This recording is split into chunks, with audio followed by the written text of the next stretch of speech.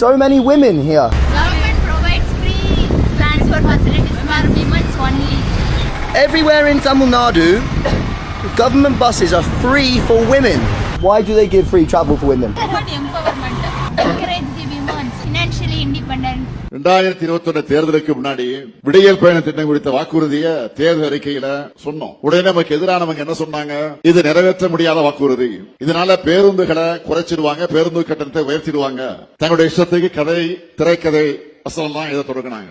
ஆனா கடந்த அதிமுக ஆட்சியில தமிழ்நாட்டோட நிதி நிலைமையை பாடுபடுத்தினதையும் மீறி சொன்ன மாதிரி ஆட்சி பொறுப்பேற்ற அன்றைக்கு விடியல் பயணம் திட்டத்துக்கு கையெழுத்து போட்ட கைதான் முத்துவேல் கருணாநிதி ஸ்டாலினுடைய கை.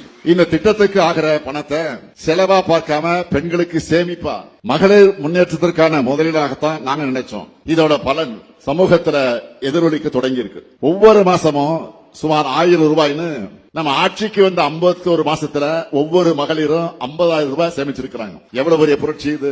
யாராலும் மாற்ற முடியாத, மறுக்க முடியாத சாதனை இது. அதனாலதான் இப்ப செய்திகள்ல பார்த்திருப்பீங்க, இந்த விடியல் பயண திட்டத்தை கர்நாடக மாநிலத்திலே, ஆந்திர மாநிலத்திலே நடைமுறைப்படுத்திட்டு இருக்காங்க. இப்போ அதனாலதான் சொல்றோம், நாட்டோட அத்தனை வளர்ச்சி திட்டங்களுக்கும் தமிழ்நாடு தான் முன்னோடி.